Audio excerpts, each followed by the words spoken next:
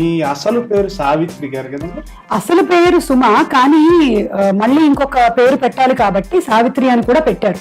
మీరు ఇప్పుడు ఎవ్వరు అందనంత ఎత్తులో ఉన్నారు. థ్యాంక్ యూ సో మచ్ అండి, థ్యాంక్ యూ.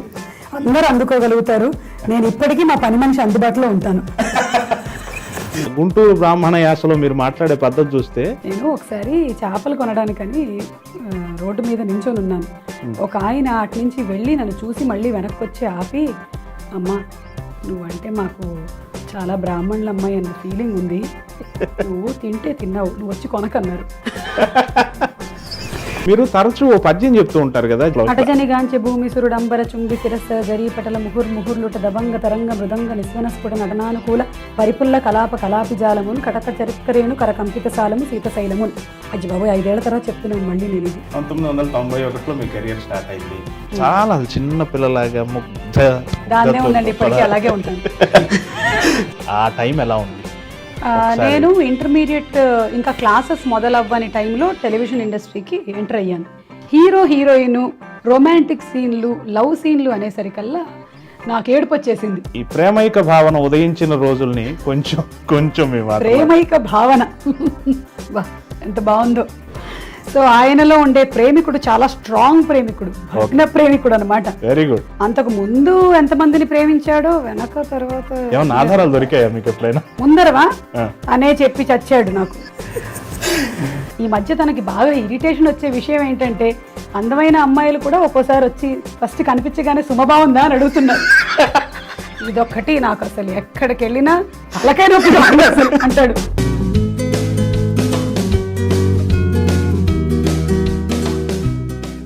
నమస్తే, welcome to coffee with Yamuna Kishore.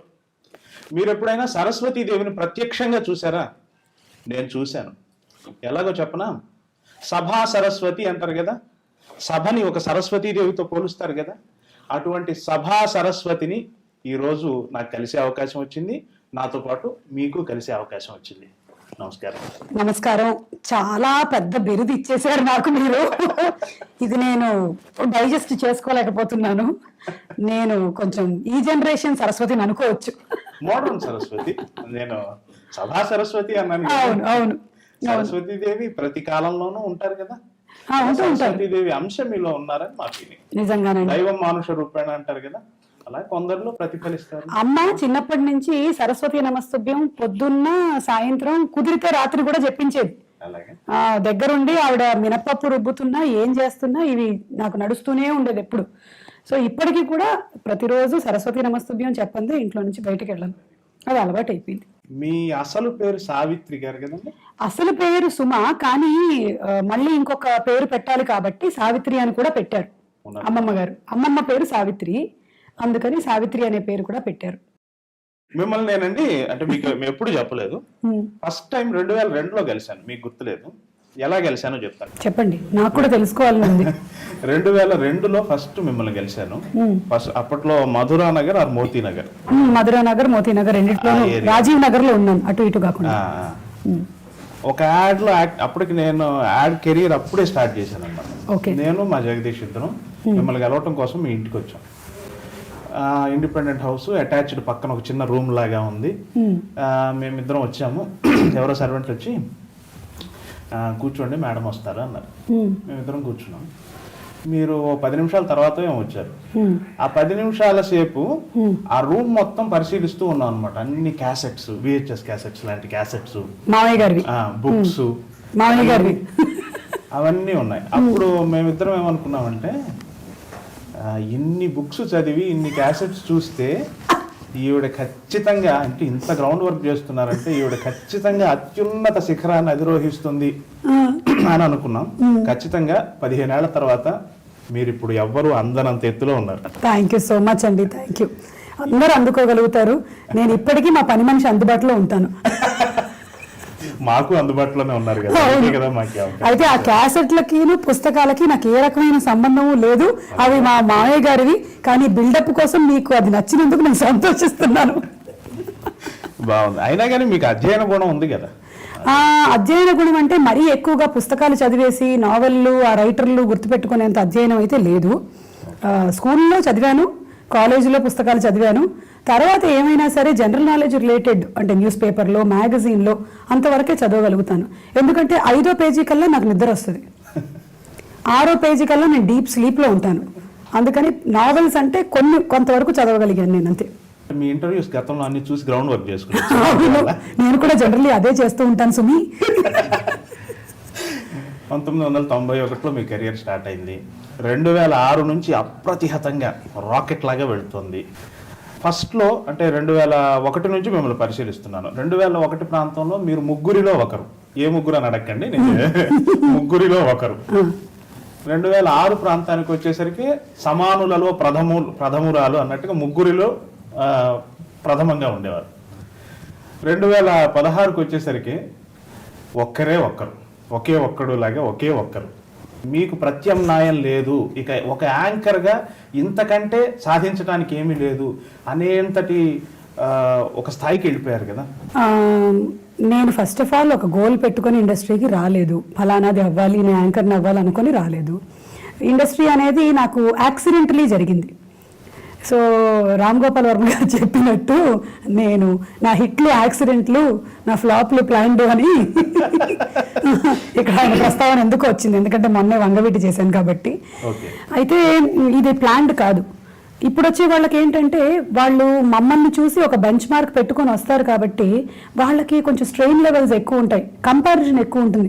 సుమలాగా చేయండి, లేదా ఝాన్సీ లాగా చేయండి, ఉదయభాన్ లాగా చేయండి అని. మాకు ఎవరిని చూపించడానికి ఎవరు దొరకలేదు.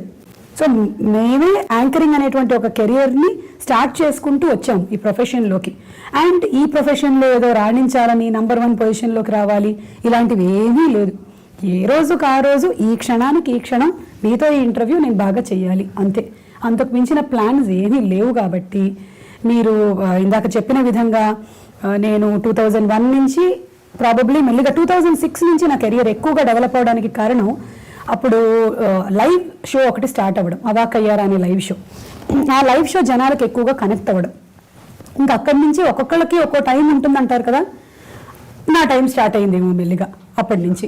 అండ్ ఇప్పటి వరకు నేను అలాగే చేస్తూనే ఉన్నాను. అంతకుముందు నేను యాంకరింగ్ అయితే చేశాను అదే ఇప్పటికీ చేస్తున్నాను. బట్ షో కొత్తదైనప్పుడు అందులో ఇంకా ఏం ఇన్పుట్స్ మనం చేయగలుగుతాము, షో బాగా పాతగా అయినప్పుడు దీన్ని ఇంకా నిలబెట్టడానికి ఇంకేం చేయగలుగుతాం అనేది ఆ షోలో ఉన్నప్పుడు ఆలోచిస్తూ ఉంటాను. That is the only homework I do. అయితే ఇప్పుడు అందరూ నటించగలరు, కానీ కొందరికి ఆ రంజకత్వం ఉంటుంది. కరెక్ట్. అలా చాలా మంది యాంకర్లు వస్తున్నారు, కొన్ని వందల మంది వస్తున్నారు. వాళ్ళందరిలో లేనిది సుమగారిలో ఉంది. నేనేమంటానంటేనండి, ప్రతి వాళ్ళకి ఒక కెరియర్ అంటూ ఫిక్స్ అయి ఉంటుంది. ప్రతి వాళ్ళకి ఉద్దేశం ఏంటంటే, అంటే అది వ్యక్తిత్వంలో నుంచి వచ్చిందా, మీకు ఎదురైన అనుభవాలు, మీరు లైఫ్ను చూసిన విధం, మీరు చదివిన పుస్తకాలు, లేదా మీకు ఎదురుపడిన వ్యక్తులు, రకరకాలుగా మీ వ్యక్తిత్వం మౌల్డ్ అవుతుంది కదా, ఆ వ్యక్తిత్వం యాంకరింగ్ లో రిఫ్లెక్ట్ అవుతుంది. కరెక్ట్. అంతేనంటారా? అవునండి. ఎందుకంటే ఒక యాక్టర్ గా క్యారెక్టర్స్ ప్లే చేస్తాం. అంటే ఆన్సర్ నేను చెప్పి దాన్ని మీతో కమిట్ చేయించలేదు కదా. లేదు, ఆనంద బ్రహ్మ అయిపోతుంది. లేదు. కానీ నేను అదే అంటాను, చాలా మంది అడిగినప్పుడు యాక్టింగ్ అనేది మనం ఒక క్యారెక్టర్ ప్లే చేస్తున్నాం, కానీ యాంకర్ గా ఉన్నప్పుడు మన వ్యక్తిత్వం, మన యాటిట్యూడ్, మన క్యారెక్టర్ని మనం ప్లే చేస్తాం. సో సుమ అంటే నేను ఇంట్లో ఎలాగైతే ఉంటానో, బహుశా మరీ అంత వైబ్రెంట్ గాను అంత ఎనర్జెటిక్ గాను నేను ఉండాల్సిన అవసరం లేదు. కానీ అదే సెన్స్ ఆఫ్ హ్యూమర్ ఇంట్లో కూడా కంటిన్యూ అవుతూనే ఉంటుంది. అదే సుమ మళ్ళీ తెర మీద మేకప్ వేసుకొని మైక్ పట్టుకొని కనిపిస్తుంది. అందుకని ఇది నా వ్యక్తిత్వం. యాంకరింగ్ అనేది is my character, it's my attitude. So ఎవరైనా వచ్చి నీలాగా చేయాలనుకుంటున్నావు అంటే నువ్వు నాలాగా చేయలేవు, ఎందుకంటే ఇది నేను. అంతే. నువ్వు నీలాగే చేయాలి. అంతే. You have to be yourself. When you are present at that moment you can do it. అంతే. నేను అలా చేయాలి ఇలా చేయాలి అనుకున్నప్పుడు అది చాలా కష్టం అయిపోతుంది, ప్రెషర్ అయిపోతుంది చాలా. మీ స్థాయికి వెళ్ళిన యాంకర్లు బహుశా ఒక్క దశలో పెప్సీ ఉంగల్ చాయిస్ ఉమా తమిళంలో, తెలుగులో మీరు ఇంకా భారతదేశంలో యాంకరింగ్ ఇంత లాంగ్ కెరియర్ ఉండి ఇంత జనరంజకత్వం ఉన్న వాళ్ళు బహుశా లేరు అనుకుంటారు. పాకిస్తాన్ లో ఒక ఆవిడ ఉన్నారు, బుష్రా అన్సారీ. అవును, మీరు చెప్పారు నాకు అంతకు ముందు, నేను ఆవిడ వీడియోస్ చూశాను. She is absolutely amazing. Bushra Ansari ఆవిడ ప్లే చేసే క్యారెక్టర్స్, ఆవిడ కండక్ట్ చేసే విధానం చాలా బాగుంటుంది. అట్లా అనుకుంటే మీ పంచావతారం ఇవన్నీ కూడా అద్భుతం కదా. అంటే నేను ఇందాక ఒక విషయం చెప్పాలనుకున్నానండి మీకు. ప్రతి వాళ్ళకి ఎలాగైతే ఒక పర్టికులర్ ఫీల్డ్లో ఇంట్రెస్ట్ డెవలప్ అవుతుందో అలాగే ఒక కెరియర్ కూడా ఉంటుంది. మనం దాన్ని సరైన మార్గంలోకి ఎంచుకోవడంలోనే సక్సెస్ ఉంది. So I was meant to be an anchor. నన్ను తీసుకెళ్ళి మీరు ఒక సింగర్ని చేయాలంటే నేను పాడుండేదాన్ని, కానీ ఎప్పటికీ నేను ఆ రేంజ్కి రీచ్ అవ్వలేను. నేను నాలో ఉండేటువంటి ఈ యాటిట్యూడ్కి, నా సెన్స్ ఆఫ్ హ్యూమర్కి నేను యాంకరింగ్ అనే రంగం ఎంచుకున్నాను కాబట్టి నేను సక్సెస్ అవ్వగలిగాను. సో లతా మంగేష్కర్ గొప్ప గాయని, ఆవిడ సంగీత దర్శకత్వం కూడా వహించారు, కానీ ఆ విషయం మీద మనకు ఫోకస్ ఉండదు, అది మనకి పెద్దగా ఆసక్తి ఉండదు. కరెక్ట్. ఆవిడ సింగరే, అంతే, యాంకరే. సుమ గారు సినిమాలు ప్రొడ్యూస్ చేయొచ్చు, సుమ గారు ఇంకోటి టీవీ ప్రోగ్రామ్స్ ప్రొడ్యూస్ చేయొచ్చు, ఏది చేసినా కానీ మీరు నా మెయిన్ కెరియర్ ఏదైతే ఉందో అది నేను ఎప్పుడైతే ఎంచుకున్నానో ప్రాబ్లీ అందరికీనండి అరౌండ్ 18 to 21, 22 ఆ టైంలో కల్లా డిసైడ్ అయిపోతుంది వాళ్ళు ఏ వైపుకి వెళ్ళాలి అనేది. మనకి యూనివర్స్ నుంచి సిగ్నల్స్ వచ్చేస్తూ ఉంటాయి, దాన్ని కరెక్ట్గా మనం అందిపుచ్చుకొని ఆ వైపుగా వెళ్తూ ఉంటే మనకి ఇంకా పాజిటివ్ థింగ్స్ అటాచ్ అవుతూ ఉంటాయి ఆ టైంలో. So that is what happen to me. తదుపరి ప్రశ్నకి వెళ్లే ముందే నేను ఒక విషయం మీకు చెప్పాలనుకుంటున్నాను. ఏంటంటే మీకు జనానికి మీరంతా ఎలాగా ఈవిడ మేడం అభిమానులు, నేను అలాగే అభిమాని కాబట్టి మొదటి నుంచి అంటే వీరి కెరియర్ని పరిశీలిస్తూ వచ్చిన వాళ్ళలో నేను ఒకడు అనమాట. మీ సహస్ర ఫండ్ పివి నరసింహారావు గారు 1000 పడగలు చూశాను నేను. తర్వాత రావోయి చందమామ బహుశా మీ ఫస్ట్ సీరియల్ కదా? లేదండి, రావోయి చందమామ కల్లా నేను కొంచెం లెజెండరీ యాక్ట్రెస్ ని. అలాగే రావోయి చందమామ 95, నేను 91లో వచ్చాను ఇండస్ట్రీకి. సహస్రపన్ కూడా ఇంచుమించు 94, 95 ఆ టైంలో. చాలా చిన్న పిల్లలాగా దాన్నే ఉందండి, ఇప్పటికీ అలాగే ఉంటాను. చాలా అందంగా ఉంటారు అందులో, అంటే ఇప్పుడు అందంగానే ఉన్నారు, అది కాదు నా ఉద్దేశం. ఆ టైం ఎలా ఉంది? నేను ఇంటర్మీడియట్ ఇంకా క్లాసెస్ మొదలవ్వని టైంలో టెలివిజన్ ఇండస్ట్రీకి ఎంటర్ అయ్యాను. 1991 దూరదర్శన్ మాత్రమే ఉన్నటువంటి కాలం. అప్పట్లో మాకు సినిమా షూటింగ్స్తో కానీ టీవీతో కానీ మా నాన్నగారి వైపు 7 తరాలు, మా అమ్మగారి వైపు 7 తరాలు ఎవరికి ఎటువంటి సంబంధము లేదు అసలు ఈ ఫీల్డ్తో. మా అమ్మ ఇంట్రెస్ట్ కొద్దీ నాకు డాన్స్ నేర్పించారు కాబట్టి ఆ డాన్స్ పర్ఫార్మెన్స్ చూసి నన్ను ప్రోగ్రాంలోకి ఇన్వైట్ చేశారు. ఇన్వైట్ చేసిన తర్వాత కాల్ వచ్చింది, వీళ్ళకి ఇన్ఫర్మేషన్ వచ్చింది, ఇలా మీ అమ్మాయిని ఒక ప్రోగ్రామ్కి అడిగారని. దాని మీద మా అమ్మ నాన్న రాత్రి అంతా చాలా చర్చ జరిగింది. ఎందుకు పిలిచారు, పంపించాలా వద్దా, దీని అప్రూవల్ కోసం మా అమ్మమ్మని అడగడం జరిగింది. ఆవిడ కూడా సరదాగా ఓకే పంపించన్న తర్వాత అప్పుడు మా ఫ్యామిలీ అప్రూవల్తో అందరి సంతకాలతో ఆల్మోస్ట్ నేను ఈ ఫీల్డ్లోకి ఎంటర్ అయ్యాను. నాకు అమ్మ నాన్న చదవమన్నారు, చదువుతున్నాను, అమ్మ నాన్న షూటింగ్ చేయమన్నారు, చేస్తున్నాను. అంతకన్నా ఇంకే ఇంట్రెస్ట్ లేదు దేని మీద. సో చేయడం అనేది మొదలుపెట్టినా ఆ తర్వాత కొంచెం ఇబ్బంది పడ్డాను. అప్పటి వరకు డాన్స్లో నేను ఏదో సోలో పర్ఫార్మెన్సెస్ అవి చేస్తున్నాం, లేకపోతే ఫ్రెండ్స్ అందరం కలిసి సరదాగా ప్రోగ్రాంలు చేస్తున్నాం, కానీ హీరోయిన్ రొమాంటిక్ సీన్లు, లవ్ సీన్లు అనేసరికల్లా నాకు ఏడుపు వచ్చేసింది. పక్కకి వెళ్ళిపోయి నేను ఈ సీరియల్ చెయ్యను, నేను ఈ షూటింగ్ చెయ్యను అని మొండికేసి కూర్చుంటే అమ్మ లేదమ్మా అందులో ఏంటి సన్నివేశం, హీరో భుజం మీద చెయ్యి వేస్తాడు, వాడు నా భుజం మీద చెయ్యి వేయకూడదు, ఇది నేను ఫైనలీ దానికి ఒప్పించి ఆ తర్వాత అదొక చిన్న ఏమంటారు అదే చాలా పెద్ద పర్వతం బద్దలైనట్టు అనిపించింది నాకు. అది ఆలోచిస్తే ఇప్పుడు తర్వాత విచ్చలవిడిగా నేను ఎపిసోడ్స్ చేయడం మొదలెట్టాను దూరదర్శన్కి. అండ్ అప్పట్లో డైలీ సీరియల్స్ మీద ఏదో ఒక కేసు నడుస్తూ ఉంది కాబట్టి ఓన్లీ సింగిల్ ఎపిసోడ్సే చేస్తూ ఉన్నాను. దూరదర్శన్ ఇప్పుడు వర్కింగ్కి అసలు సంబంధమే లేదు. ఇప్పుడు టెలివిజన్ స్టార్స్కి ఏ రేంజ్ ఆఫ్ పాపులారిటీ ఉంది, టెలివిజన్ స్టార్స్ ఏ రేంజ్లో సంపాదిస్తున్నారు, దాన్ని మనం అప్పటి దూరదర్శన్ రేట్లతో అసలు పోల్చడానికి లేదు. కానీ మాకు అది మాతృ సంస్థ. కానీ మీకు ఇప్పటికీ మిమ్మల్ని అలా గుర్తుంచుకునేలాగా చేసింది. అవును అవును. ఆ టైంలో ఉన్న వాళ్ళలో ఇప్పటికీ పనిచేస్తూ కనిపిస్తోంది మీరు ఒకళ్ళు, మీరు గారు ఒకళ్ళు. అవును, కెమెరామెన్ మీరు గారు యాక్టివ్గా కనపడుతూ ఉన్నారు. ఇంకా కరెక్ట్. తమిళనాడులో అండి 2 మాటలు వాడతారు. మీ ఇల్లు చిదంబరమా మధురయ్య అంటారు. మధురై అంటే అమ్మవారు ప్రాధాన్యత ఉన్న ఇల్లు, చిదంబరం అంటే అయ్యవారి ప్రాధాన్యత ఉన్న ఇల్లు. అలా మీ ఇల్లు చిదంబరమా మధురయ్య? మా ఇల్లు అంటే ఇప్పుడు పెళ్ళైన తర్వాతే మాది రెండు కాదు కాంచీపురం అనకండి. కాదు, మాది చిదరై. అంటే అప్పుడప్పుడు చిదంబరం, అప్పుడప్పుడు మధురై, అప్పుడప్పుడు రెండు. దీన్ని బ్యాలెన్స్ చేస్తూ ఉంటాం అన్నమాట. మరి జనం మధురై అని అనుకుంటున్నారు కదా. ఇక్కడ ప్రాబ్లం ఏంటంటే, నేను కేరళ అమ్మాయిని అవ్వటం, మాదేమో మెట్రియార్కల్ ఫ్యామిలీ, మ్యారేజ్ చేసుకున్నా కూడా అమ్మగారి ఇంటి పేరే క్యారీ అవ్వటం అనేది జరుగుతుంది.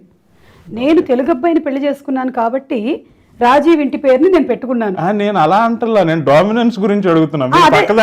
లేదు, అదే చెప్తున్నాను. సో ఏమవుతుందంటే బై డిఫాల్ట్ అక్కడ కొంచెం ఆడ డామినేషన్ ఎక్కువ నడుస్తూ ఉంటుంది. కానీ ఇక్కడికి వచ్చేసరికల్లా నేను ఇటువైపుకి షిఫ్ట్ అయిపోయాను. మాకన్నీ కొంచెం డిఫరెన్స్లు ఉంటాయి. ఏదైనా ప్రాధాన్యత మా ఇంట్లో కేరళలో అమ్మాయిల వైపుకే ఉంటుంది, ఆస్తులు కానీ. అవును, మాతృస్వామ్య వ్యవస్థ కూడా ఉండేదట ఇప్పటికీ మాకు అదే కంటిన్యూ అవుతూ ఉంటుంది. సో అందుకని ఏమైనా చావుల్లో ఆడవైపు ఉండే వాటికే 11 రోజులు మేము చేయటం అన్నీ ఉంటాయి. సో ఈ చిన్న కన్ఫ్యూషన్స్ ఎందుకని నేను కంప్లీట్గా ఇటువైపే అడాప్ట్ చేసేసుకున్నాను. అందుకని నేను కనకాల సుమన్ అయ్యాను కదా. సో డామినేషన్ అక్కడదే, చిదంబరమే. ఇది అబద్ధం అర్థమైంది కానీ నెక్స్ట్ కాదు, డామినేషన్ అంటే డామినేట్ అయినట్టుగా ఉండేలాగా ట్రై చేస్తాం. కానీ మన మాట నెగ్గకపోతే డామినేషన్ ఉండదు, మనదే డామినేషన్ అవుతుంది finally. Very good, very good. ఏదైనా రాజీవ్ కనకాల గారు లాంటి భర్త దొరకటం మీ అదృష్టం అని అభిమానులుగా మేము కూడా ఫీల్ అవుతూ ఉంటాం. వారిని ఏదో ఒక ఇంటర్వ్యూలో ఎవరో అడిగారు, సుమ లాంటి ఒక స్టార్ యాంకర్ మీ భార్యగా, అంత వ్యక్తిత్వం ఉన్న ఆవిడ మీ భార్యగా ఉండటం ఏంటంటే ఐ ఫీల్ ప్రౌడ్ అన్నారు ఆయన. నాకు ఏదో చేసుకున్న పుణ్యం అని ఆయన కమిట్ అయ్యారు. 20 ఏళ్ల క్రితమే కమిట్ అయిపోయాడు. అయితే అప్పుడు నేను స్టార్ యాంకర్ని కాదు, నేను జస్ట్ ఒక యాక్ట్రెస్ని, తను ఒక యాక్టరు. ఇద్దరం ఆ స్టేజ్ నుంచే ఇప్పుడు ఉండేటువంటి ఈ స్టేజ్ వరకు డెవలప్ అవుతూ వచ్చాము. ఇప్పుడు మీరు ఒక మంచి తల్లి, మీరు ఒక మంచి భార్య, మీరు ఒక మంచి యాంకర్, మీరు ఒక మంచి అత్తమామల కోడలు. వీటన్నిటిలో మీకు ఇష్టమైన పాత్ర ఏంటి నిజ జీవిత పాత్రలో? తల్లి. ఓ వెరీ నైస్. కొంచెం ఉంటుందండి, స్వార్థం ఉంటుంది ఎంతైనా. పిల్లల మీద, పిల్లలు పుట్టిన తర్వాత కొంచెం మొగుడిని పక్కకి నెట్టేస్తాం. నెడతాం మనం. జరిగింది. చాలా ఫీల్ అవుతూ ఉంటాడు అప్పుడప్పుడు. ఎందుకంటే నేను ఇంటికి రాగానే ఒక్కొక్కసారి మా అబ్బాయి ఏదో చెప్పాలి నాకు, మా అమ్మాయి ఏదో చెప్పాలి, మా ఆయన ఏదో చెప్పాలి. సో ఎవరికి ఇంపార్టెన్స్ ఇవ్వాలి ఇక్కడ? నేను ఫస్ట్ చిన్నదానికే ఇస్తాను, మా అమ్మాయికే ఇస్తాను. అది ఆపదు, వీళ్ళకి చాలా ఇరిటేషన్ వచ్చేస్తూ ఉంటుంది. అది ఇంకా ఇవాళ ఈ స్కూల్లో జరిగింది ఇది, ఆ అమ్మాయి ఇలా అనింది, ఇలా నడుస్తూ ఉంటుంది అనమాట. సో అందుకని ఇక్కడ పాపం తనకి కొంచెం తనని బాగా నేను నెడుతూ ఉంటాను వెనక్కి, ఆగు ఇదంతా అవ్వని తర్వాత వింటాను అని. సో ఆ రకంగా తల్లి పాత్రకే, ఎందుకంటే తల్లిగా బాధ్యత ఎక్కువ ఉంటుందండి. అందులోనూ వర్కింగ్ ఉమెన్కి చాలా ఎక్కువ రెస్పాన్సిబిలిటీ ఉంటుంది. అఫ్కోర్స్ ఇంట్లో ఉండే వాళ్ళకి కూడా ఉంటాయి అనుకోండి. నేను ఇక్కడ ఉంటూ ఇప్పుడు మా అమ్మాయి ట్యూషన్కి వెళ్ళిందా లేదా చూసుకోవాలి, డ్రైవర్ టైంకి వెళ్ళాడా లేదా చూసుకోవాలి, అది అక్కడి నుంచి ఎక్కిందా లేదా అనేది కనుక్కోవాలి. ఇవన్నీ ఒక పక్కన నడుస్తూ నేను యాంకరింగ్ చేస్తాను. అదే నేను యాక్చువల్గా అదే అడగబోతున్నాను. మీ పని మీరు చేస్తూ కూడా బ్రేక్ టైంలో కూడా మీరు ఇంటికి ఫోన్ చేసి ఇట్లా పర్ఫెక్ట్గా ఒక డిజైన్ చేసుకున్నారా? చాలా గొప్పగా ఉంటుంది. అంటే మనం మన వర్క్ని బట్టి ఆ ఫ్యామిలీని కూడా సమానంగా బ్యాలెన్స్ చేసుకుంటూ వెళ్ళకపోతే ఫైనలీ కొన్ని సంవత్సరాల తర్వాత వెనక్కి తిరిగి చూస్తే కెరియర్లో మనం ఒక పొజిషన్లో ఉంటాం, కానీ ఫ్యామిలీ చాలా డిస్టర్బ్ అయిపోయి ఉంటుంది. అండ్ ఆ టైంలో మన ఫ్యామిలీని కరెక్ట్ చేయలేం. బాలు గారు అంటారండి ఒకసారి, ఎస్పి బాలసుబ్రహ్మణ్యం గారు, నేను నా పిల్లలు ఎదగటాన్ని చూడలేకపోయానండి అంటారు. ఎంత పెయిన్ ఉందో అందులో కదా. నేను నా పిల్లలు ఎలా ఎదిగారో నాకు తెలియదండి, ఎదిగేశారు అంతే, అయిపోయింది టైం. అంటే అంత ఫాస్ట్గా గడిచిపోయింది సమయం అని చెప్పారు. కరెక్ట్. అలాంటిది పరిస్థితి రాకుండా కుటుంబాన్ని కరెక్ట్గా బ్యాలెన్స్ చేసుకోవాలి. మీ విజయం వెనక ఖచ్చితంగా రాజీ ఉన్నారు, అది అసలు మిమ్మల్ని అడగాల్సిన పనే లేదు. ఈ ప్రేమైక భావన ఉదయించిన రోజుల్ని కొంచెం ప్రేమైక భావన ఎంత బాగుందో. ఆయనలో ఉన్న ముందు ప్రేమికుడే, తర్వాతే కదా భర్త, తర్వాత నాన్న, తర్వాత కొన్నేళ్లకి తాత. సో ఆయనలో ఉండే ప్రేమికుడు చాలా స్ట్రాంగ్ ప్రేమికుడు, భగ్న ప్రేమికుడు అనమాట. Very good. అంతకు ముందు ఎంతమందిని ప్రేమించాడో వెనక తర్వాత ఆధారాలు దొరికాయా మీకు ఎప్పుడైనా? ముందరవా తనే చెప్పి చచ్చాడు నాకు. ఇదే పెద్ద సమస్య. అవి చాలా గొప్పగా చెప్పుకునేవాడు. నాకు మంటగా ఉండేదన్నమాట కొన్ని సందర్భాల్లో. అంటే అది ఒక ఇదనమాట, ఈ అమ్మాయి అప్పట్లో నాకు లైన్ వేసేది ఇలా, ఇప్పుడు నాకు అవసరమా ఇది అనుకునేదాన్ని. కానీ నేను పాపం గుడ్డి ప్రేమలో ఉన్నాను కాబట్టి సో తనలో ఉన్న ప్రేమికుడు చాలా గట్టి ప్రేమికుడు, గొప్ప ప్రేమికుడు. ఖచ్చితంగా అమ్మాయిలు ఆయన వెంట పడే ఉంటారు, అంతటి స్ఫురద్రూపం. అవును, మరి మంచి కళలు ఇలా చూడ్డాలు అవి కూడా ఉన్నాయి. అందుకని డెఫినెట్ గా పడేటువంటి అవకాశాలు చాలా ఎక్కువ. అలాగే నేను పడ్డాను కదా, నేను వర్బలీ చెప్పలేదు బయటికి, తను బయటికి చెప్పుకున్నాడు. నేనేంటంటే ఒక సింగిల్ ఎపిసోడ్లో నటించడానికే అమ్మమ్మ దగ్గర నుంచి వరకు సంతకం వెళ్తే పెళ్లి గురించి ఇంకెన్ని ఉంటాయని ఆలోచించి వద్దనుకున్నాను నేను. పోనీ పెళ్లి తరువాత అదేదో సినిమాలో ప్రభాస్ని ఎవరో క్యారెక్టర్ ఉంటుంది, మదర్ క్యారెక్టర్ ఉంటుంది, నిన్ను ఆడపిల్లల నిన్ను కాపాడుకోలేక చూస్తున్నారా? అవును, అలా మీరు ఎలా కాపాడుకున్నారు ఆయన్ని? ఆయన ఇంకా ఎప్పుడైతే నన్ను పెళ్లి చేసుకున్నాడో, నేను మంగళసూత్రం వేసుకున్నాను కానీ తను సుమసూత్రం వేసుకొని తిరుగుతూ ఉన్నాడు. ఎక్కడికి వెళ్ళినా సరే. ఈ మధ్య తనకి బాగా ఇరిటేషన్ వచ్చే విషయం ఏంటంటే, అందమైన అమ్మాయిలు కూడా ఒక్కోసారి వచ్చి ఫస్ట్ కనిపించగానే సుమ బాగుందా అని అడుగుతున్నారు. ఇదొక్కటి నాకు అసలు ఎక్కడికి వెళ్ళినా తలకాయ నొప్పిగా అసలు అంటాడు. లేదంటే షోల్లో ఏమో నాకు తలకాయ నొప్పిగా ఉండేవి, వీళ్ళందరూ బాగున్నాడా అని అడుగుతారు. ఒక్కటి మటుకు నిజం అండి, ఏ స్త్రీనైనా ప్రణయ భావంతో చూడగలరేమో గాని మిమ్మల్ని స్నేహభావంతో, సోదర భావంతో తప్ప మరో భావంతో ఎవరు చూడరు. Thank you. సాంప్రదాయ స్త్రీలు ఎవరు సినిమాల వైపు పైకి ఒప్పుకోకపోయినా ఆ సినిమాలు ఎందుకు, టీవీలో కనపడతారు, ఇట్లా మాట్లాడతారు కదా. అటువంటి స్థితిలో ఉన్న దానికి యాంకర్ కూడా గౌరవంగా ఉండొచ్చు, యాంకర్ పని కూడా పవిత్రమే, సినిమా ఈ రంగంలో ఉంటూ కూడా మన ఇది నిలబెట్టుకోవచ్చు అని చెప్పారు. అది చాలా గొప్ప అండి. అది మీరు ఎలా సాధించారో కానీ స్త్రీ జాతి మొత్తానికి మీరు చేసిన మేలు అది. థ్యాంక్ యూ అండి. అంటే అది డిపెండ్స్ ఆన్ యువర్ క్యారెక్టర్ అండి. నేను ఇలాగే ఉండాలి అనుకుంటున్నాను అంటే ఎవరు మనల్ని మార్చలేరు. నువ్వు కావాలంటే ఆ ప్రొఫెషన్లో ఉండు, లేకపోతే మానేసి. నీ క్యారెక్టర్ ఇంపార్టెంటా, ప్రొఫెషన్ ఇంపార్టెంటా అనేది ఎంచుకోవడంలోనే ఉంది. నాకు నా క్యారెక్టర్ చాలా ఇంపార్టెంట్ కాబట్టి నేను ఇలాగే ఉంటాను, ఇలాగే ప్రవర్తిస్తాను అని ఒక గిరి గీసుకున్నాను. అందుకని నేను ఇలాగే వ్యక్తిత్వమే. అది ఏ ప్రొఫెషన్లో అయినా వర్తిస్తుందండి, కేవలం యాంకరింగ్ వరకే కాదు. మనం ఎలా ఉండాలి అనేది మనమే డిసైడ్ చేసుకుంటాం. కొన్ని అనుకోని పరిస్థితులు ఏమైనా జరిగితే చెప్పలేము కానీ బట్ మేజర్గా మన పార్టీ ఉంటుంది. అవునండి, ఏ ప్రొఫెషన్లో అయినా. బాహ్య ప్రలోభాలు అందరికీ ఉంటాయి. వారిలో ఉన్న భర్త కోణం చెప్పారు, ప్రియుని కోణం చెప్పారు, తండ్రి కోణం చెప్పండి. తండ్రి కోణం, తను కొడుకుగా, అంటే వాళ్ళ నాన్నగారిని అమితంగా ప్రేమించేటువంటి కొడుకుగా. అండ్ రాజీవ్కి నాన్నగారు కేవలం ఫాదర్ ఫిగర్ మాత్రమే కాదు, గురువు కూడా. బికాస్ ఈ ఇండస్ట్రీలోకి తను రావడానికి మెయిన్ రీజన్ దేవదాస్ కనక. ఇండస్ట్రీలోనే ఆయన ఒక గురుతుల్యులు కదండి, ఎంతో మందిని తీర్చిదిద్దారు. కరెక్ట్. సో అలాగా తన ఫాదర్తో, అండ్ ఇటు పిల్లలతో మా ఆయన పిల్లోడే. మా ఆయన నాకు పెద్ద పిల్లోడు, తర్వాత రోషన్, తర్వాత మనస్విని. సో ముగ్గురిని నేను జాగ్రత్తగా కనిపెట్టుకుంటూ ఉండాలి. అండ్ బాబు పుట్టేటప్పటికి మా ఆయన ఏజ్ 26, 27. ఇంకా పిల్ల చేష్టలు పోలేదు. ఇప్పటికీ ఇంకా చాలా ఉన్నాయి అనుకోండి పిల్ల చేష్టలు. అయితే అప్పుడు తను ఒక ఫాదర్ని, నేను ఒక ఫాదర్ని అయ్యాను, నాకు ఒక కొడుకు అనేది యాక్సెప్ట్ చేయడానికి కొంత టైం పట్టింది. మదర్స్కి ఏంటంటే ఇమీడియట్గా మేము డెలివరీ అవ్వగానే లేదా మేము ప్రెగ్నెంట్ అయినప్పటి నుంచి ఆ మదర్లీ ఫీలింగు, ఎఫెక్షన్ ఇవన్నీ స్టార్ట్ అయిపోతాయి. తనకి ఎఫెక్షన్ అవన్నీ స్టార్ట్ అవుతాయి కానీ తను ఒక ఫాదర్ని అనేది డైజెస్ట్ చేసుకోవడానికి కొంత టైం పట్టింది. సో అప్పటి వరకు it was like two brothers. మామూలుగానే సైన్స్ ప్రకారం కూడా అన్నట్టండి, మగవాళ్ళ కన్నా ఆడవాళ్ళకే తొందరగా మెచ్యూరిటీ వస్తుంది. అవును, మానసిక పరిపక్వత అది సహజం. మీ అత్తమామలతో కూడా మీకు చాలా మంచి సాన్నిహిత్యం ఉంది. మీరు ఉత్తమ, ఇందాక చెప్పడం మర్చిపోయాను, మీరు ఉత్తమ తల్లి, ఉత్తమ యాంకర్, ఉత్తమ భార్య, ఇవే కాదు ఉత్తమ కోడలు కూడా. అమ్మో, కాదు చెప్తాను, ఆధారంతో సహా చెప్తాను. ఊరికే ఎందుకు చెప్తానండి, 19 ఏళ్ళుగా మీ అభిమాని, నా మాత్రం ఆధారాలు లేకుండా సేకరించారు. మీరు ఇటీవలే చాలా రోజుల తర్వాత ఓ నాటకంలో నటించారు, సినీ భస్మాసుర. అవును, చాలా బాగా ఆ రోజు రెస్పాన్స్ వచ్చింది. సరే, మీరు నాటకంలో నటించడం ఆ ప్రశ్న తర్వాత అడుగుదాం. మీరు నాటకంలో నటిస్తున్నప్పుడు ఆ రోజు మీ అత్తగారు కూడా ముందు వరుసలో కూర్చొని మీ నాటకం అశాంతం చూసి ప్రతి క్షణాన్ని ఆవిడ ఎంజాయ్ చేశారు. ఎందుకంటే ఆ వరుసలో మేము కూడా ఉన్నాం కాబట్టి, ఆ వారిని చూసాం కాబట్టి.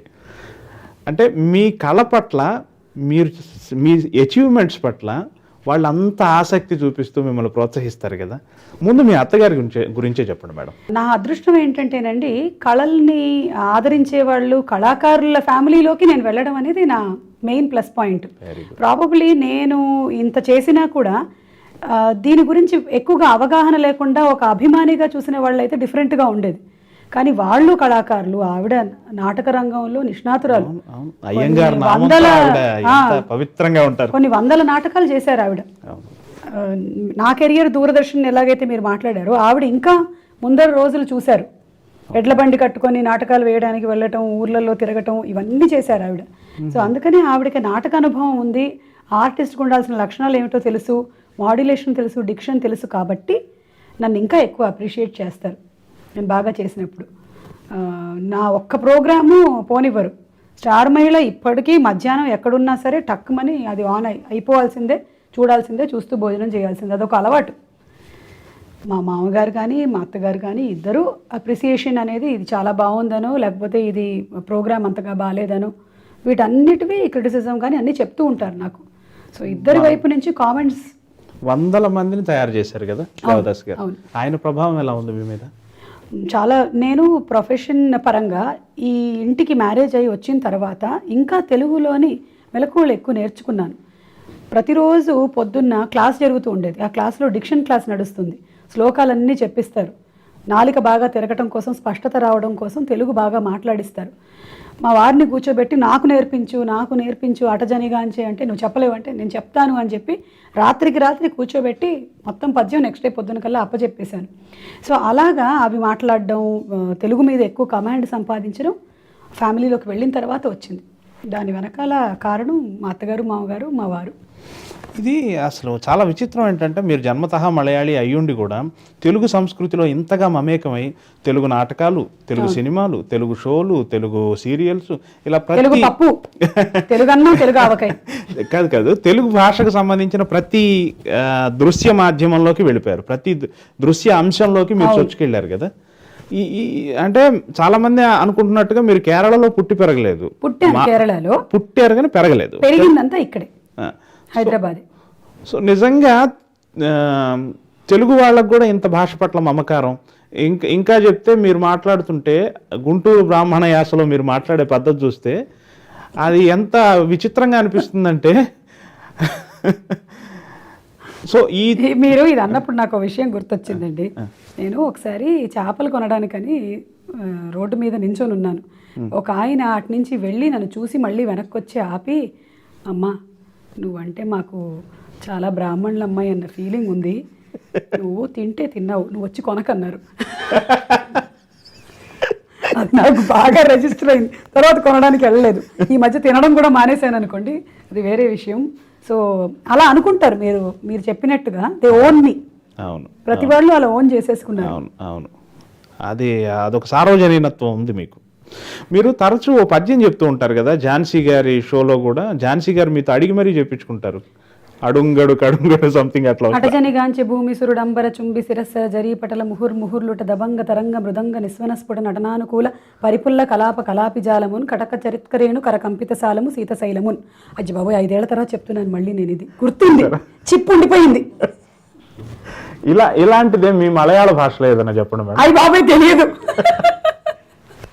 మీ మాతృభాషని కాపాడుకోవటానికి మీరు ఇంట్లో ఒక ఉద్యమం చేస్తున్నారని గతంలో ఇంటర్వ్యూలో చెప్పారు. అవును. ఎలా ఉంది మీ ఉద్యమం? ఈ ఉద్యమం నాది కాదు, మా అమ్మది. ఓకే. మీ ఉద్యమ ఆఖరు లక్ష్యం వచ్చి రాజీవ్ గారితో మలయాళం మాట్లాడించడం అనుకుంటా కదా? లేదు, అది నేను లక్ష్యంగా పెట్టుకోలేదు. ఎందుకంటే సాధ్యం కాదని నాకు తెలుసు. అంటే ఈ లక్ష్యం నేను పెళ్లికి ముందు పెట్టుకొని ఉండుంటే డెఫినెట్ గా జరిగిపోయేది. ఓకే, మలయాళం నేర్చుకుంటేనే పెళ్లి చేసుకుంటాను అని పెట్టుంటే పక్కాగా నేర్చేసుకునేవాడు. పెళ్ళైన తర్వాత సుమనాది, ఇంకా నా భాష ఏంటి అనుకున్నాడు, అయిపోయింది. సో ఉండదు అది. సో మీరు 2 విషయాలు సాధించలేకపోయారు. రాజీవ్ గారితో మలయాళం మాట్లాడించలేరు, అండ్ పూర్తి మలయాళ వంటను వారితో తినిపించలేరు. లేదండి, తినిపించగలుగుతాను, తనకు చాలా ఇష్టం. అలాగే మలయాళం వంటలు ఏమైనా సరే. అదేంటి ఉడకబెట్టిన అరటికాయని ఎప్పుడు తినిపించలేమన్నారు? అదొక్కటే ప్రాబ్లం.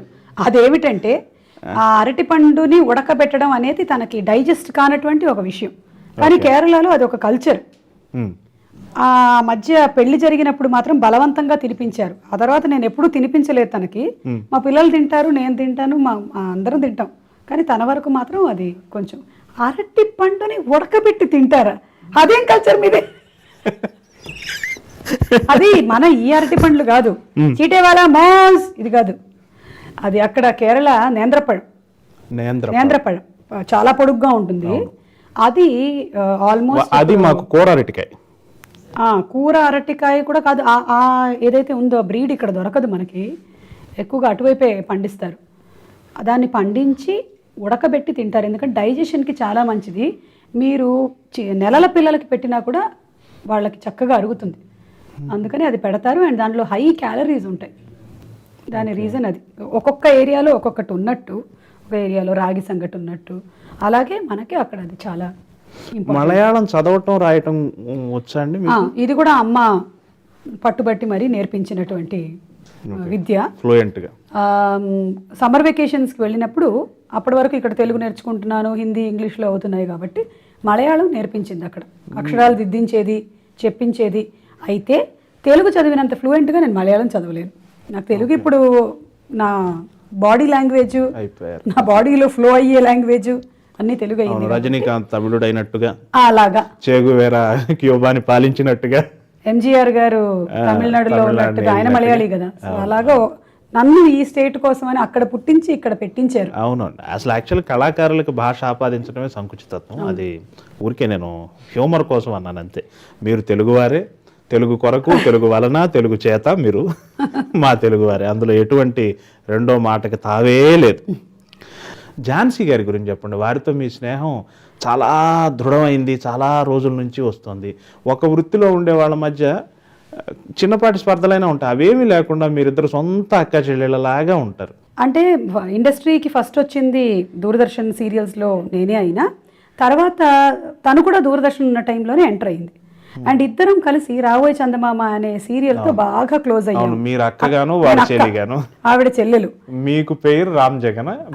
ఆవిడకి పేరు కాదు, నాకు రామ్ జగన్, తనకి రమణారెడ్డి గారు. మన మాన్వి గారి డైరెక్షన్ లో వచ్చినటువంటి సీరియల్, బ్రిమ్ గారు రచించిన సీరియల్. సో అప్పుడు ఏంటంటే ఇద్దరం ఏదైతే క్యారెక్టర్ ప్లే చేస్తున్నామో ఆ క్యారెక్టర్ లోనే ఉండేవాళ్ళం. అంతకు ముందు కూడా వర్క్ చేసిన రాబోయే చందమామ మా ఇద్దరిని మరింత క్లోజ్ చేసింది.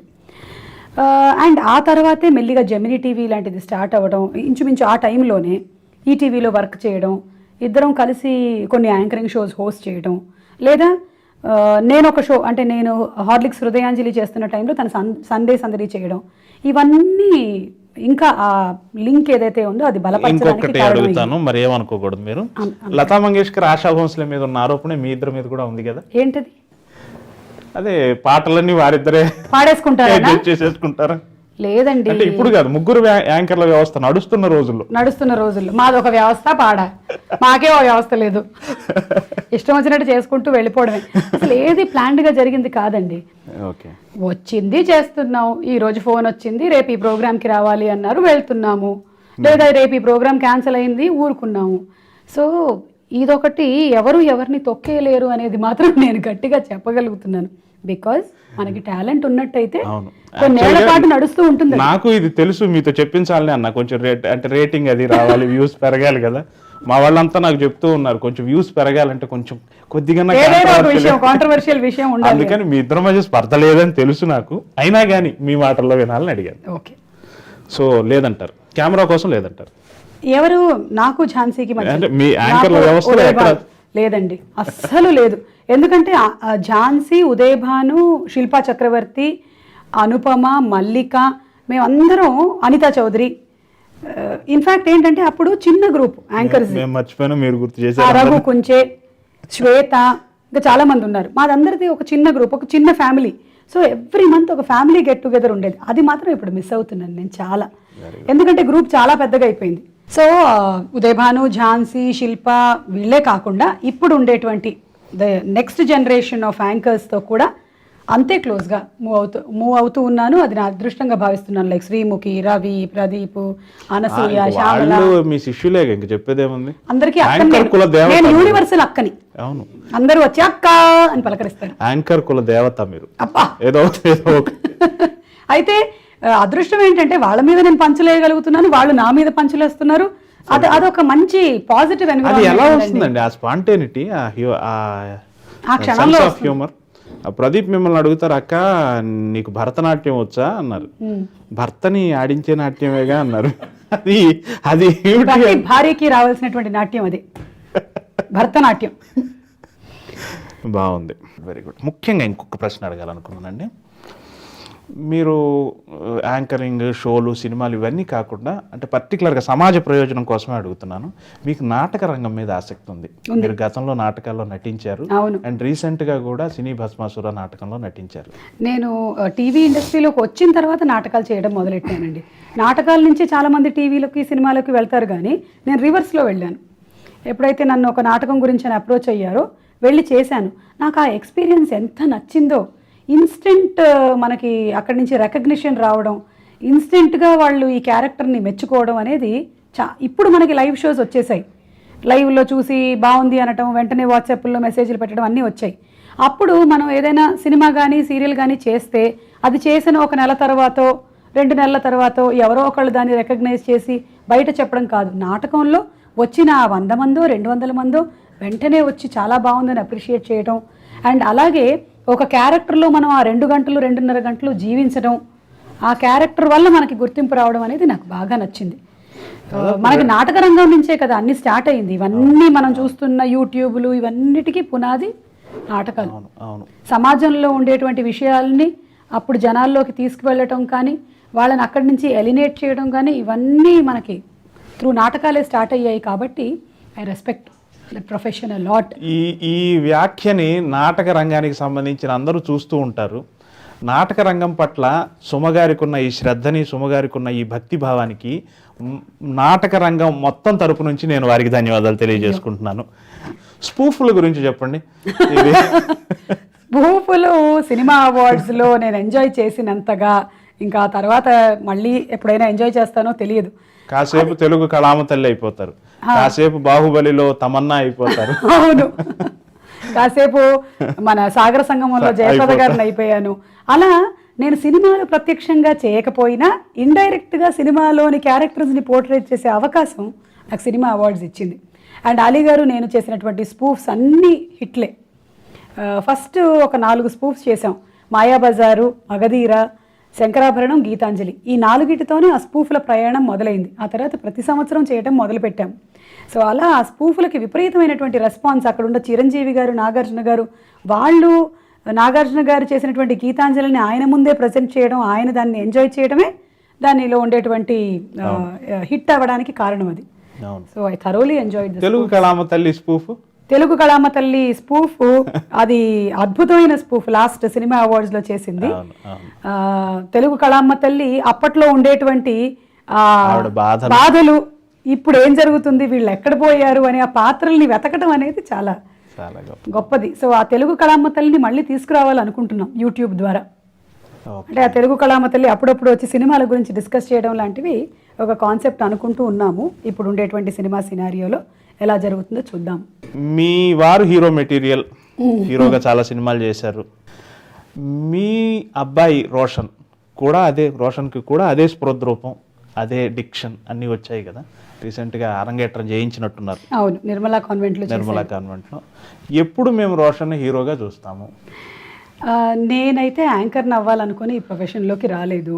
కనీసం రాజీవ్ వాళ్ళ ఫ్యామిలీలో అయితే ఇదే ఫీల్డ్కి సంబంధించిన వాళ్ళు ఉన్నారు కాబట్టి రోషన్ 3వ జనరేషన్ అవుతాడు. దేవదాస్ కనకాల గారు, రాజీవ్, తర్వాత రోషన్. అయితే రోషన్కి దీని మీద ఇంట్రెస్ట్ ప్రస్తుతానికి ఉంది. ఇది అలాగే కంటిన్యూ అయ్యి వాడు సస్టైన్ చేసుకొని వాడికి చేయాలనిపిస్తే వాడు డెఫినెట్లీ చేస్తాడు. మేము అనుకోవడం అనేది అయితే లేదు. అంటే మేము ఇలాగే అనుకొని వాడు ఇలా అవ్వాలి అనేది అయితే లేదు. వాడికి ఎలా కెరియర్ మోల్డ్ అవుతుందో వాడిది అలా మోల్డ్ అవుతుంది. అల్లరి పిల్ల మీ అమ్మాయి గురించి చెప్పండి. మా అమ్మాయికి ప్రస్తుతానికి ఈ ప్రొఫెషన్ ఆ ప్రొఫెషన్ అనేది ఏం లేదు. ప్రొఫెషన్ దాకా అడగడం లేదు. ఆ అమ్మాయి అల్లరి గురించి చెప్పండి. ఆ అమ్మాయి ఎందుకంటే సెట్ లో మీ దగ్గరే తిరుగుతూ ఉంటుంది. గ్యాప్ లో వచ్చి అలా మీ మీద ఇక్కడే ఎక్కడో నా కొంగుకి చుట్టేసినటువంటి పిల్లలాగా ఇక్కడే తిరుగుతూ ఉంటుంది అది. దానికి అమ్మే ప్రపంచం అన్నమాట, అమ్మే లోకం. సో అది చేతుల మీద కూడా రాసేసుకుంటూ ఉంటుంది సుమ అండ్ మనస్ అని. సో మనస్విని మా అమ్మాయి పేరు. ఓకే, ఆత్రేయ గారి కలం పేరు అనుకుంటా మనస్విని. అవును. సో ప్రస్తుతానికి దానికి నేను ఉత్తమ తల్లిని, అది నాకు బంగారు తల్లి. చాలా సంతోషం. మీరు మీ వృత్తిలో ఆల్రెడీ చాలా అత్యున్నత శిఖరంలోనే ఉన్నారు. అలాగే ఇంకా ఇంకా ఉన్నత శిఖరాలను అధిరోహిస్తారు, అందులో డౌటే లేదు. మీ బోటి వాళ్ళని ఇంటర్వ్యూ చేసుకోగలగటం మా కాఫీ విత్ యమునా కిషోర్ చేసుకున్న పుణ్యం అని నేను అనుకుంటున్నాను. మీతో మరింతగా పనిచేయాలని మాత్రం కోరుకుంటున్నాను. అయ్యో నిజంగా మేము కూడా అది డెఫినెట్లీ కోరుకుంటున్నాము. ఒక్కోసారి మిమ్మల్ని మేము కంపేర్ చేసుకుంటూ ఉంటాం కూడా, వేరే దగ్గరలో వర్క్ చేయాల్సి వచ్చినప్పుడు ఎక్కడైనా యాడ్ ఫిలిమ్స్, యమునా కిషోర్ గారు అయ్యుంటే ఈ పాటికి ఇంటికి వెళ్ళిపోయేవాళ్ళం మనం, లేదా ఈ షాట్ ఇన్ని టేకులు తీసుకుని ఉండేవాళ్ళు కాదు. ఇదైతే చాలా సునాయాసంగా ఏదో వచ్చి దగ్గరికి కరెక్షన్స్ చెప్పాల్సి వచ్చినా కూడా మీరు చెప్పే ఒక పద్ధతి ఉంటుంది, మెల్లిగా వచ్చి ఇలా కాకుండా ఇలా చెప్పండి అని. అది ఆర్టిస్ట్కి నిజంగా ఎంత కాన్ఫిడెన్స్ ఇస్తుందో. కొంతమంది మనం తప్పు చేసినప్పుడు గట్టిగా అరిచేస్తారు, ఎంత కాదన్నా కొంచెం అది చివుక్కుమంటుంది అనమాట మనసులో పర్ఫామ్ చేసే వాళ్ళకి. మీరు దాన్ని మెల్లిగా వచ్చేసి మీరు చెప్పే విధానం కానీ, మీరు ఎక్కడ మీ దగ్గర మీరు వర్క్ చేస్తున్నట్టు ఉండదు, చాలా సైలెంట్ స్మూత్ ఎన్విరాన్మెంట్లో జరిగిపోతుంది దీనికి నేనేమి చెప్పలేను. సో అందుకని మీరు ఇలాంటి ఒక షో చేయడం చాలా బాగుందండి. అండ్ యూట్యూబ్లో ఇది టెలికాస్ట్ చేయడం, ఇలాంటి ఒక ఆలోచన రావడం చాలా బాగుంది. మీతో సాన్నిహిత్యం ఉండే వాళ్ళందరితో మీరు ఇలా ఇంటర్వ్యూలు ఇంకా చెయ్యాలి. బాలు గారు, విశ్వనాథ్ గారు, నెక్స్ట్ మీరు అన్నారు మురుగదాస్ గారు. సో అవన్నీ మేము చూడాలని అనుకుంటూ ఉన్నాము.